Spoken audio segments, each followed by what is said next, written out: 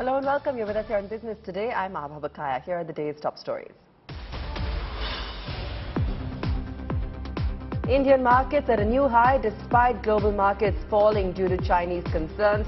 Lower crude prices drive buying in oil stocks. Sensex climbs over 200 points, Nifty up 50 points.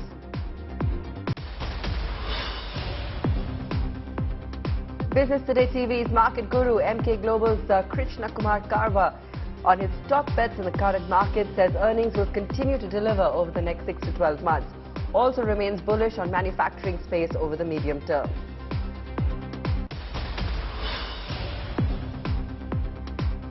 S&P is the latest global agency to lower India's GDP forecast. Says India to grow at 7% this fiscal versus its previous estimate of 7.3%. Good news is domestic demand remains high.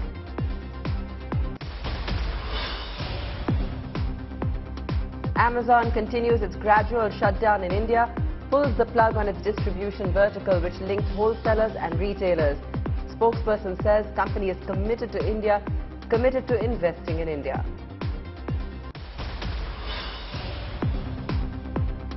Series of flops this year hurts brand values of top Bollywood stars. Reports say advertisers have reduced ad rates of superstars like Ranveer Singh and Akshay Kumar by up to 20%.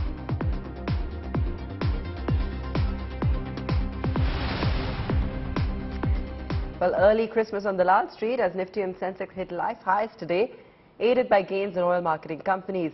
Crude oil prices slid following protests in China, and that also led to that uptick on the exchange. Nifty mid-cap and small-cap outperformed their larger peers. The Nifty Oil and Gas Index rose over 1.5%, powered by BPCL and RIL. Meanwhile, the Nifty Metal Index was the biggest loser today as concerns over China's strict lockdown hurt investor sentiments. While the Sensex was up over 200 points, Nifty was up 50 points at 18,563. The biggest gainers today on the Nifty 50, BPCL, Reliance, Hero Moto, Tata Consumer and SBI Life. On the losing side today, Hindalco, JSW Steel, Tata Steel from the metals pack, Apollo Hospitals and HDFC Bank, some of the other laggards. What do markets at these levels mean for investors? Here's our global business editor Udayan Mukherjee with his take. Udayan, yet a record high for the markets and also a great start to the week. It looks like we're in full form now as we head towards the end of the year and of course closer to budget. Yeah, there's momentum in the market now, but there's no denying that. I mean, just about a week ago, it was looking like the market was dithering around 18,300, the previous peak. But it just consolidated for a few days and then has taken a shot at the old high, which is not the intermediate high, of 18,600. So there is global momentum. There is money coming in from FIIs again. And, you know, you can never say when the momentum will stop. I remain a bit guarded about the market globally and locally because I think from the October lows this has already been a fairly powerful rally. I think the S&P 500 in the US is up about 13 to 15%. That's a very meaningful rally. The Nasdaq has rallied and the US and the Indian markets at all-time highs. So, and FIIs who were pulling out money for most part of the year, they have started bringing in quite a few $1 billion over the last few weeks. Crude has cooled down to below $80 and that's helping our cause. So there seems to be, as you said correctly, some nice cheer going into the towards the end of the year. But I would remain a little guarded because this has the classic shape of a very powerful pullback rally. And once the new year starts in 2023, it's quite conceivable that some of this halo that we're seeing around the view that the Fed will now not increase rates at the pace at which it was expected to raise earlier, that will start fading as people start focusing on the realities of a very quickly slowing economy and poor earnings quality going into next year. So I think that some of the demons of 2022 have not quite gone away. We are in the throes of powerful momentum and liquidity right now, and one should never question the power of momentum in a market. So this market can extend to 19,000 and even beyond. Wow. It's quite conceivable. It's very difficult to say when it will stop, but I have a feeling that it's not the time to get carried away and to believe that all the problems which surround us have vanished, and I think the start of 2023 could be difficult too. So this is not to say take your profits and run, But just to say, don't get carried away, because everything around us is not quite hunky-dory. This is just a very warm and cheery bit of respite going towards the end of what has been a difficult year. With Nifty and Sensex notching new highs, where should you focus your funds? What are the key sectors to track? Earlier today, Udayan and I sat down with Krishna Kumar Karwa of MK Global. Here are his views. All right, Krishna, you know, when it comes to some of the sectoral themes in the market, what are you eyeing right now? Would it be some of those financial names, auto names, consumer discretionary, you know, on the back of perhaps the growth story? What are you looking at and what's exciting you? See, as far as banks and financial services are concerned, I think we have seen a good quarter and credit growth seems to be very, very strong. So that will continue to deliver returns to investors from a next 6 to 12 months perspective. So there's no doubt about that. But from a medium-term perspective, I think the whole manufacturing space, which constitutes almost 55–60% of the market cap, I think there is a lot of opportunity for investors who look to invest from a medium-term perspective. And when I say manufacturing, it includes engineering, it includes industrials, cap goods, it includes your autos, ancillaries, and specialty chemicals. Yeah, I think all these companies are seeing a lot of opportunities, not only on the domestic front, but also in terms of the export opportunities which are opening up. And so from a medium-term perspective, this whole segment, within that, yes, you can define the subsectors or the market cap, companies that you would like to invest in. But I believe that a portfolio which is focused on only manufacturing can deliver superior returns in the next 3–4 year perspective than even by investing in IT or IT or financial services. You spoke about manufacturing as a theme earlier. I mean, that's been in play for the last 1 year. And the other theme which a lot of people were very optimistic on about 12 months ago was real estate, a new real estate cycle which picks up not just housing stocks, but also all the ancillary stocks which feed the real estate sector. But that story has not quite played out from a stock market perspective, Krishna, in the way it was envisaged. Why do you think that is the case? See, two parts to it. I mean, if you look at it as far as all the sectors which support the real estate, which is the building materials and the pipes and those kind of, so those companies have done well over the last 2 years in terms of actual performance and stock price performance. But then some of them got impacted because of volatile raw materials, specifically PVC if you look at it, and the whole chain over there. So to that extent, there was some impact in the performances of those companies. Now, real estate sector itself, yes, initially there was a good run up, and then now if you see, there has been kind of consolidation and some price correction. I think two things which has happened over there. One is this whole interest rates having hardened. I think that somewhere it's at the back of the mind of various actual users impacting. There was a pent up demand also in that segment, and you saw a lot of bookings and a lot of buying, inventory getting cleaned up. But of late, yes, there has been kind of a cautionary tone which has come in terms of new people wanting to buy homes. But I think real estate also you should look at is not look at real estate on a pan-India basis. It is more of a regional kind of a market, and you see sub-segments, whether it's Bangalore, whether it's Pune, whether it's the NCR region. Some of these sectors have done continue to do well. Maybe it is not getting reflected in the stock prices. I think somewhere investors have become careful as far as the capital, market cap of many of these real estate companies are concerned. The fear also is that again you see a lot of projects getting launched across the country.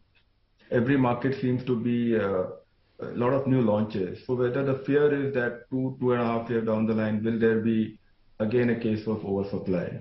So all things together, I think yes, there has been a consolidation which has happened as far as real estate stocks are concerned. And but the segments which support the real estate sector, I think they should continue to do well. The building materials, etc., the paints and all those segments.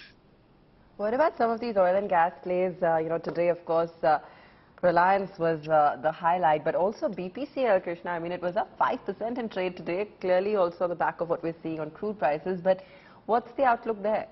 Yeah, I think that's a segment which has a lot of international, as you said, oil prices moving up and down, and the government policies, plus there was some divestment talks which has not gone through.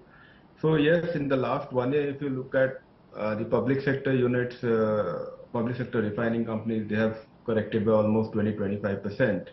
And so there could be some positive play coming into because of falling oil prices, and also maybe government rethink on windfall tax, etc. So I think that is something which needs to be looked at. I think generally also somewhere value seems to be becoming more and more attractive. So amongst public sector, if you have seen across there has been a lot of positives wherever there is value. So value over growth, it seems that value is getting a flavor, and maybe some of these companies could also be benefiting over the overall general theme that the valuations of these companies are attractive, and you could see possibly some uptick. But I think oil marketing companies, you need to be careful. There is always a lot of government interferences based on their agenda of the day. It's odd to see these kind of companies do well with the market at all-time highs, Krishna, if you go by past precedents. I mean, usually when the markets make all-time highs, high growth companies, momentum companies, they actually lead the breakout. But you know, in this market, a lot of the undervalued or value plays are doing well. Large caps are doing better than mid caps and small caps. What's that telling you about the texture of the market? You don't suspect it's a distribution phase, right, which leads to a sharp correction thereafter? Yeah, that's what is keeping everybody on the toes, that are we going through a distribution phase because the broad market is not participating and only the large caps. And if subsequent only later on we'll come to know whether exactly what happened. But having said that, look at it this way, I think thematically or from a thought process now, we have seen that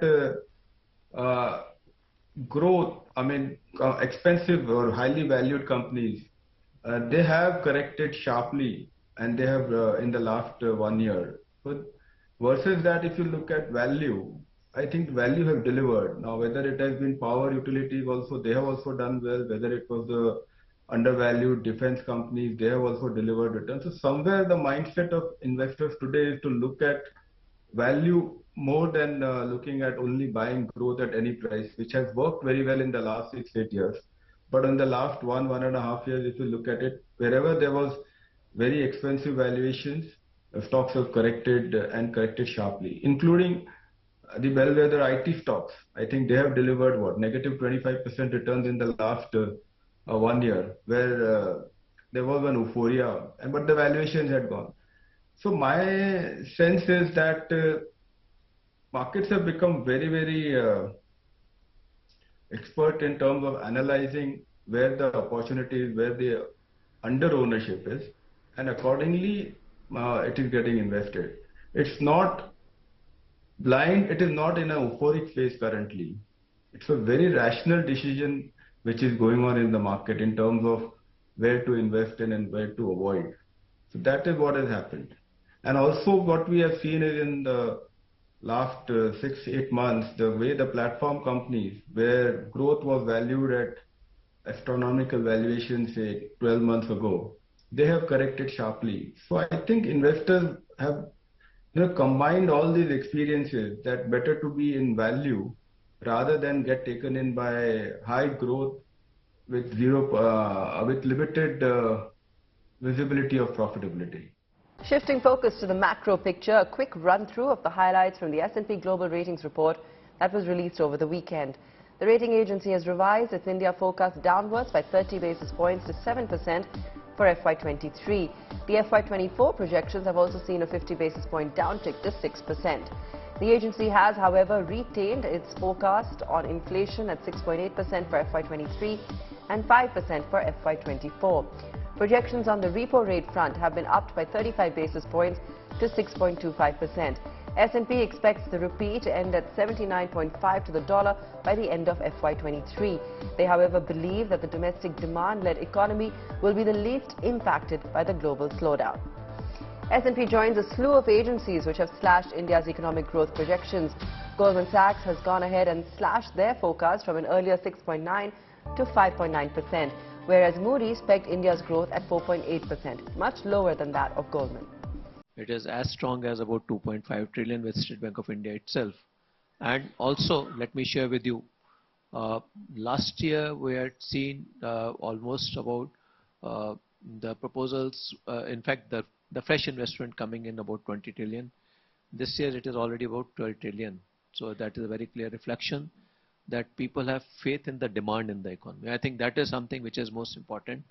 And I would say that if at all there is a demand in the economy, perhaps the corporates are willing to invest, corporates are willing to come with the infrastructure and also the capacity creation too. After pulling the plug on Amazon Academy and its food delivery service, Amazon has now shut down its wholesale distribution vertical. The business was operating in Karnataka and was providing a link between wholesalers and retailers. An Amazon spokesperson confirmed the move but said that the company remains committed to India. We're joined by my colleague Akanksha Chaturvedi, who's tracking all those updates. Akanksha, what's happening with Amazon in India? Well, yes, that's right. Amazon has decided to scale back on its India operations, and the latest decision in this series has been the winding down of Amazon distributions. Amazon distribution mainly operated out of Karnataka, where it worked as a wholesale distribution service, a wholesale e-commerce service, and the company has decided to phase it out. It's worth noting that this is not the only Amazon India operation that has been shut down. Recently, the company announced that it would also shut down Amazon Academy, which was their edtech vertical, and the company would also be closing down Amazon Food, which was their food delivery vertical. All of this is to cut costs amid the global economic slowdown. The company also announced recently, earlier this month, that they would let go of 10,000 people in a mass layoff round. And Indians working at Amazon India started receiving voluntary separation programs. This was a scheme wherein the company offered certain monetary benefits to people who decided to resign themselves instead of being terminated by the company. Well, this did not bode well with the Ministry of Labour, and Amazon was called for a hearing by the ministry where the company claimed that all these resignations would be voluntary and there's no undue pressure being put on employees.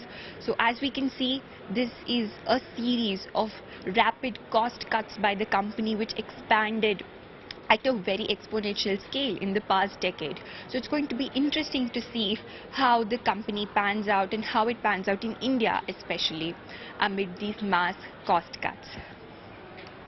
Thanks for that, Akanksha. Gujarati traders are eyeing Bangladesh to sell their wares, including textile and fabric. Business Today TV's Chetan Bhutani caught up with Himanshu Bodawala, President, Southern Gujarat Chamber of Commerce, who spoke about the export boost and what all the government should do for Surat's textile industry. As far as textile is concerned, our textile export is only just very negligible, 4 to 5%. But as our textile minister Piyush Goyal ji said, we want to grow to 50 billion of the market cap. So Surat and South Gujarat textile entrepreneurs are working very hard to increase the export. And Chamber has taken one initiative to go internationally. We are organizing 5-6 exhibitions domestically. But for the first time, we are coming with an exhibition at the Bangladesh for taking up whole textile value chain. Why Bangladesh? At present, Bangladesh is the biggest garment hub. And what they need fabric, which is now at present they are procuring from China.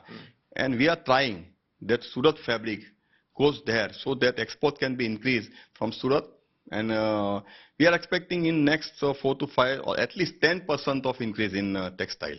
4 to 5% increase in textile. Yeah. Right. The elections are around the corner. What are the expectations of the industry? Have you made any demands to the government? What do you want from the new government to come in? Who do you think will be the flavor of the season, sir? Well, we have one of our old demand to revive tough scheme, textile upgradation fund scheme that was closed on the 31st March 2022. We are continuously demanding from the government to once again reopen that and And if they want to come, they can come with a very good new scheme also. But at present, our demand is to reopen this or relaunch this stuff with the retrospective effect from 1st April 2022. Right. Any taxation or GST related issues if is the industry facing? Because I remember that sales were really down some time back during Diwali season for some of the manufacturers in Surat, especially in textiles. Do you think that this was because of the inventory issues that were probably there 2 years back? No. Sales were down because the production of Surat has increased very much in last 2-3 years. Okay. So now export is the only solution. It is not because of GST, we can say. But yes, we have one demand for GST. We have inverted duty structure in GST. And we urge the Honorable Prime Minister, FM Madam, and all the dignitaries to please retain this chain or channel, so that after post-COVID and after post-GST, now textile is reviving.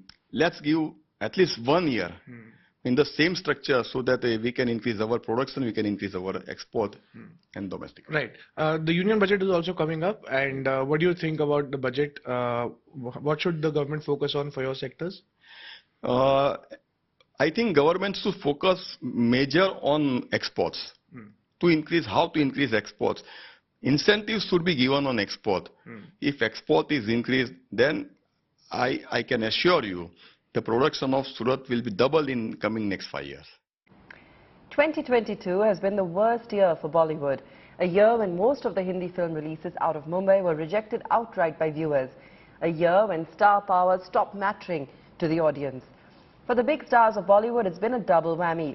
Not only have their multi-crore compensation packages shrunk, the fees they earn from ads has also fallen. They are the biggest Bollywood stars, heroes of the silver screen, icons for millions of their fans, who are now trying desperately to cling on to their crumbling lofty perches, their foundations shaken to the core by a series of flops, by rejections from the same audience that adores them. Bollywood's Khiladi, Akshay Kumar, has had 8 flops since Lakshmi in 2020. These include Bell Bottom, Atrangi Re, Bachchan Pandey, Samrat Prithviraj, Raksha Bandhan, Katputli and Ram Setu. His only hit during this period has been Suryavanshi. Another superstar, Ranveer Singh, has not had a hit since his Gully Boy act in 2019. Both 83, released in 2021, and Jayesh Bhai Zordar from earlier this year bombed at the box office. The two, incidentally, were the highest placed Bollywood stars in the Duff & Phelps Celebrity Brand Evaluation Study of 2021, just below ace cricketer Virat Kohli. In fact, 8 of the top 10 names were from Bollywood, accounting for more than $620 million in brand endorsement value. Ranveer Singh, who endorses 41 brands such as Ching's, Bingo, Nivea and Colgate, reportedly charges between 3.4 crore and 4 crore rupees per ad. His brand value was pegged at $158 million last year. Akshay Kumar, who's known to charge up to 3 crore per day for an ad shoot, endorses at least 30 brands such as Honda, Nirma, Policy Bazaar, Livguard, Energy, Harpic, Suthol, Dollar, Tata Motors and PC Jewelers, among others. His brand value, $140 million. According to reports, both actors have seen their brand value cool by 10 to 20% this year. This extends to other Bollywood actors as well, who failed to set the box office on fire this year. Advertisers, meanwhile, have other faces to fall back on. Faces made popular by massively successful shows on OTT platforms like Pankaj Tripathi, Vikrant Massey, Radhika Apte, Nawazuddin Siddiqui and Jitendra Kumar. These highly talented actors charge a fraction of their 70mm counterparts. Meanwhile, even the deep-pocketed producers are having a relook at their mega-budget films. Film stars have traditionally been paid a fixed amount, along with anywhere up to 60% of profits of the film. Producers are now looking at a revenue-linked model of payments for actors to ensure the stars have an equal stake in the success and failure of the film that they star in. Bureau Report, Business Today Television. That's where we leave it on the show tonight. Thanks so much for watching.